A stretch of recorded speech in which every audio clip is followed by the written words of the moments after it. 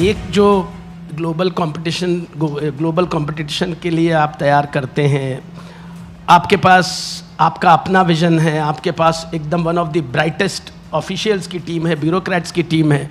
हम लोगों का अनुभव 2014 के पहले तक थोड़ा सा अलग था कि बड़ी घोषणाएं, कागज़ पर घोषणाएं, और फिर आप भी कई बार भाषण देते थे जब विपक्ष में थे, और हम लोग हेडिंग लगाते थे कि कागज़ पर विकास खूब दौड़ा, कागज़ के घोड़े खूब दौड़े।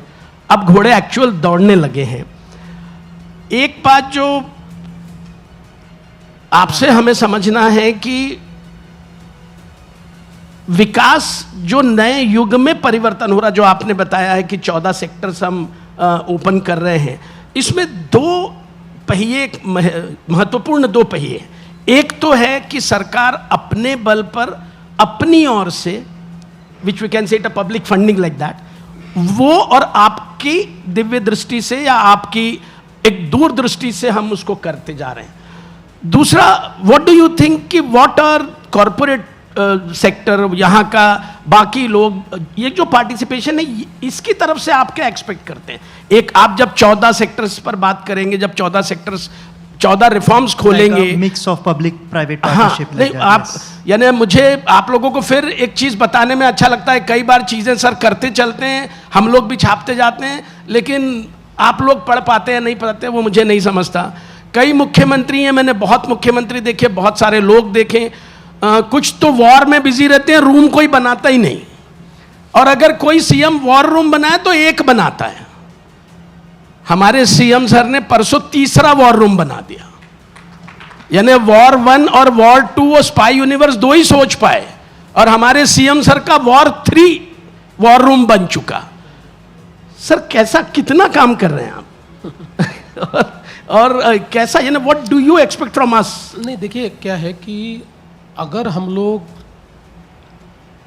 हमारे जीडीपी की ग्रोथ को देखें तो उसमें सरकार उस ग्रोथ को स्टीयर करता है, लेकिन एक्चुअल ग्रोथ ये प्राइवेट सेक्टर लाता है। एक्चुअल ग्रोथ ये केवल सरकार के कारण नहीं आती, क्योंकि वस्तु और सेवाओं के निर्माण में जो प्राइवेट सेक्टर का निवेश आता है, उससे ही हमारी जीडीपी का ग्रोथ होता है, इकोनॉमी को एक प्रकार से चालना मिलती है। तो अभी भी प्रयास यही है कि हम जितने अलग अलग तरीके से प्राइवेट सेक्टर को इन्वॉल्व कर पाए।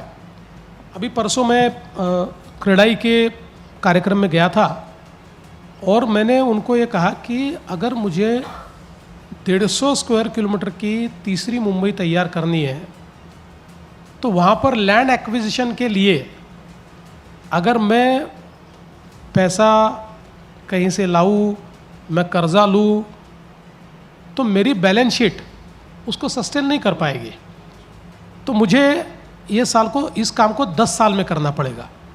लेकिन अगर प्राइवेट सेक्टर मेरे साथ आता है,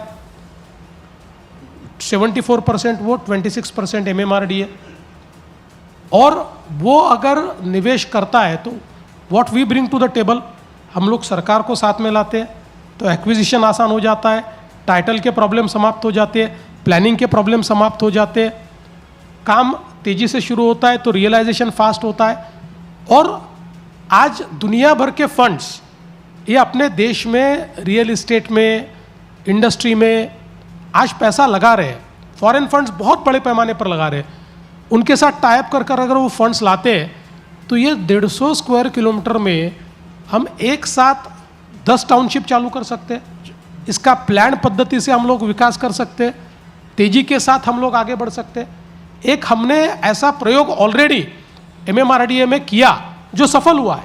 हमने वहाँ ऑरेंज सिटी के नाम से एक टाउनशिप तैयार की, जिसमें 76% प्राइवेट है, 26% हम है, 74% प्राइवेट है, और दैट इज़ वर्किंग। तो ऐसे जो अलग अलग प्रकार के मॉडल्स हैं, आज हम लोग देख रहे हैं कि मैं ऐसा मानता हूँ विकास के लिए पैसा ये प्रॉब्लम नहीं है। इच्छा, आपके पास क्लीन प्रोजेक्ट चाहिए, आपके पास बैंकेबल प्रोजेक्ट चाहिए, बस ये दो चीज़ें ज़रूरी है। अगर आप प्रोजेक्ट अनाउंस करोगे और 10 साल तक लैंड एक्विजिशन ही नहीं होगा, ऐसा प्रोजेक्ट नहीं चल सकता। अगर आपके पास लैंड है तो प्रोजेक्ट होगा, जी क्योंकि कोई रुकने के लिए तैयार नहीं है, कोई ये जो इंटरेस्ट का बर्डन है वो सहन नहीं कर सकता। इसलिए अब सरकार की सोच भी ये बैंकों की तरह हमको करनी पड़ेगी कि हमारा प्रोजेक्ट, उसकी वायबिलिटी, उसका आईआरआर और उसके क्लीननेस, ये तीनों चारों चीज़ों के भरोसे अगर हम एक प्रोजेक्ट तैयार करके सामने रखेंगे तो हमारे पास 100 रुपया हो, हम 1 लाख रुपए का प्रोजेक्ट कर पाएंगे। और वही करने का प्रयास ये आज महाराष्ट्र में हम लोग कर रहे हैं। इसलिए मुझे जब भी कोई पूछता है कि अभी हम लोगों ने सोशल सेक्टर में हमारा स्पेंडिंग बहुत बढ़ाया है, लाडली बहना जैसी योजनाएं है, किसानों के ऊपर हम लोगों ने, तो लोग मुझे पूछते हैं कि आप इंफ्रास्ट्रक्चर के लिए पैसा कैसे लाएंगे, आपका कैपिटल एक्सपेंडिचर का क्या होगा। अब ये साल समाप्त हो जाएगा तो आप देखेंगे कि पिछले साल से ज़्यादा हम लोगों ने कैपिटल एक्सपेंडिचर किया है, क्योंकि कैपिटल एक्सपेंडिचर के लिए आपके पास, मुझे ऐसा लगता है, क्लीन प्रोजेक्ट्स होने चाहिए। ऐसे कई प्रोजेक्ट्स अब हम लोगों के पास है, गढ़चिरौली उसका एग्जाम्पल नहीं है। अब सभी जगह है। इसलिए मुझे लगता है कि प्राइवेट सेक्टर को इन्वॉल्व करना और उसको इन्वॉल्व करते समय प्रोजेक्ट को डी रिस्क करना, ये बहुत ज़रूरी होता है। अगर हम डी रिस्क करेंगे तो प्राइवेट सेक्टर आएगा। हाँ, यानी गवर्नमेंट की तरफ से वो, और गवर्नमेंट स्टेक होल्डर रहे तो शायद ज़्यादा काफ़ी डी रिस्क हो काफ़ी जाएगा। डिलिस्ट हो जाए।